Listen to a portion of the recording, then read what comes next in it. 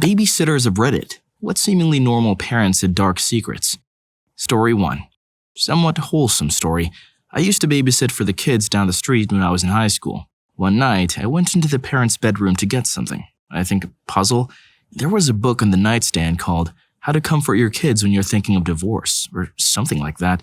The next time I was over, there was a book downstairs, on the mom's desk that was The Couples Therapist's Guide to Saving a Failing Relationship. It made me sad because the parents seemed really happy together whenever I saw them. I felt bad that they must have been going through a hard time behind the scenes. My parents had a pretty unhappy marriage, so I tried to be extra nice to the kids. I hope they hadn't had to listen to their parents fighting. Anyway, this went on for a few months with no further indications of trouble. I felt like I knew this awful secret that the kids didn't know. One night I came over to babysit. The mom was in grad school and she had a class. The same books were sitting on the counter. As the mom was leaving, she was like, "Oh, I can't forget the textbooks," and grabbed them off the counter. I actually didn't know what she was studying, so I asked what class she had. Turns out she was studying to be a couple and family therapist. The books I saw were her school books. In retrospect, that made complete sense because the titles were kind of academic. But I immediately assumed they were divorcing. About a decade later, they're still married and the wife is a very successful couple and family therapist. Go figure. Story 2. I used to babysit for my next-door neighbor who had an 8-year-old girl and a 5-year-old boy. I was 13 when I started babysitting for them, and I knew off the bat the kids were an interesting duo, to say the least. And I have too many stories to tell from when I was watching them. We all went to school together, so when we got off the bus, we'd walk to their apartment and I'd watch them, make sure we got homework done, and make them the snack of the day.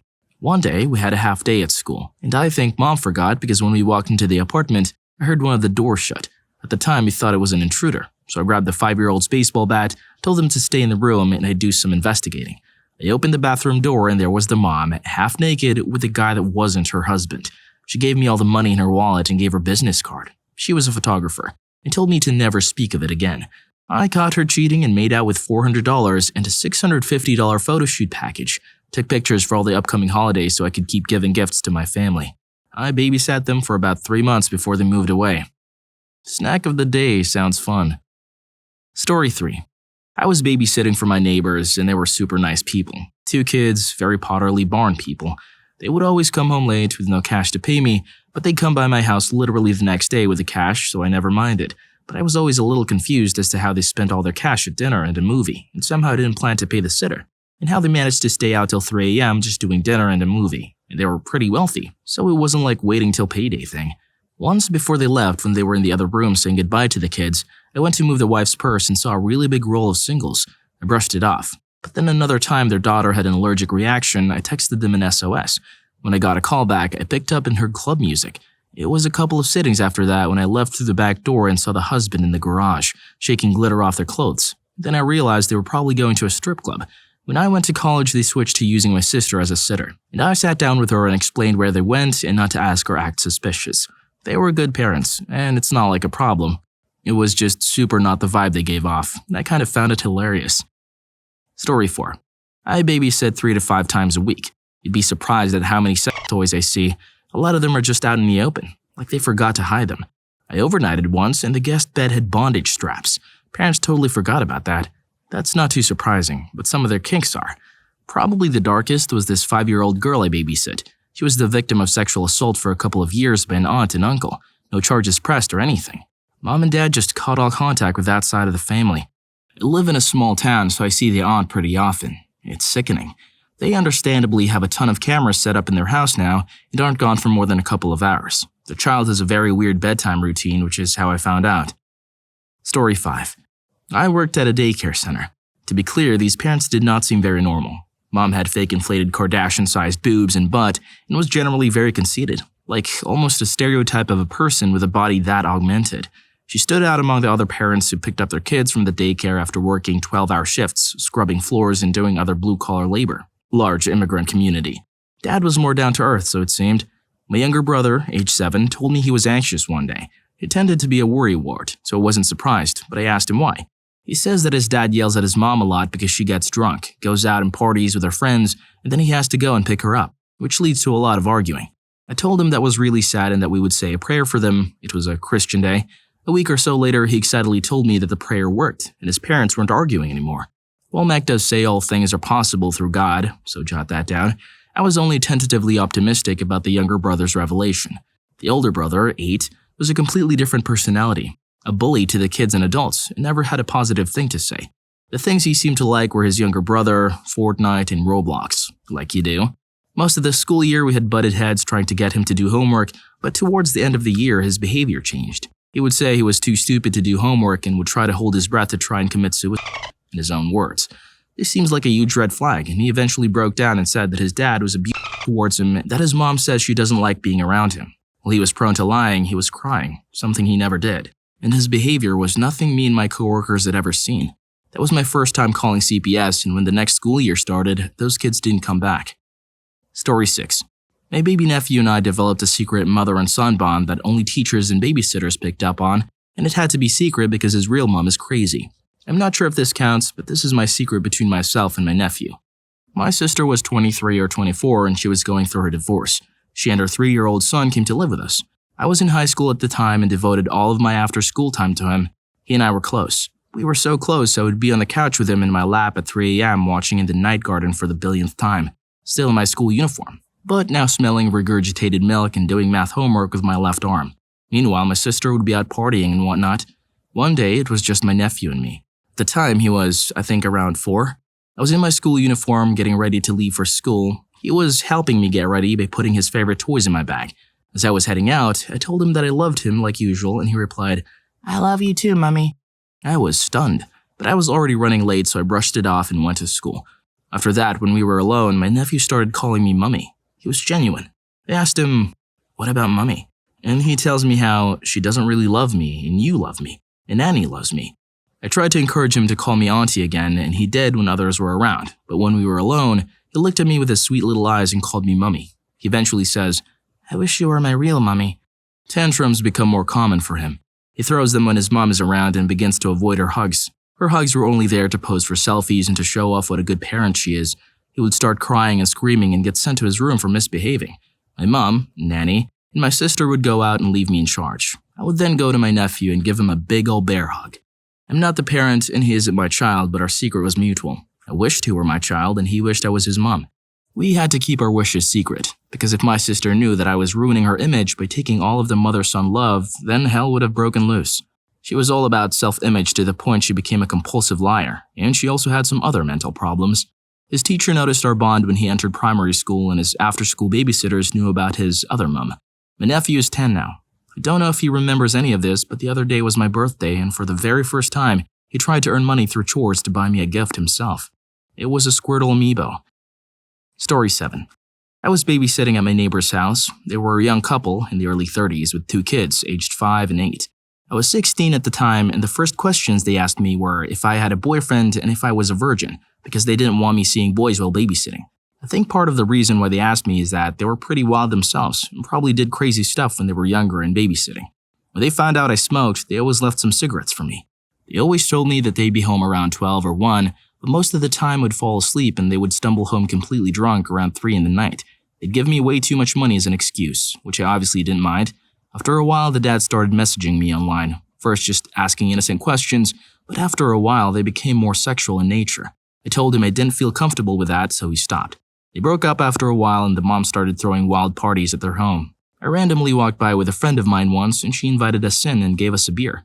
Me and my friend felt pretty cool. Here we were at a grown-up party having beers until the mom came up to us to offer us some We were shocked and declined and left the party quickly after that. I told my parents a couple of years later about all this. After the mom and kids moved, they were outraged. Apparently they always acted like they were very respectable. Story 8. I babysat for a family with 3 wonderful kids. I genuinely did not like to babysit, but these kids were different. They were fun and nice and generally well behaved. We had a standing babysitting night every Saturday. On a couple of occasions, I would call the night before if I was sick or couldn't come for whatever reason. When I called, the mom answered and said she understood. She sounded loopy. I don't really know for sure what drunk sounded like, but that's what I thought was happening. The next night she would call to see why I was late and if I was still coming. She told her kids and husband that I flaked, but she confirmed my suspicions that she was blackout drunk. After a couple of times of this happening, they stopped asking me to babysit. I didn't want to confront her about it. I missed her kids a lot, and every time I passed by the house, multiple times a day, I hoped that the kids were well. I found out later that the parents were a lot worse than I knew. drinking, partying, and leaving the kids alone a lot. When I told my mom years later about the phone calls, she wasn't remotely surprised. Story 9. I am a dude, and have had dogs for a large portion of my life. I live somewhere pretty close to a small park with a playground, and I used to walk and play with my dog there frequently. So I would meet this woman who had an adorable daughter quite often. Both she and her daughter liked my dog, so it would often end up with my dog and her daughter playing for a bit while me and the mother were talking about stuff.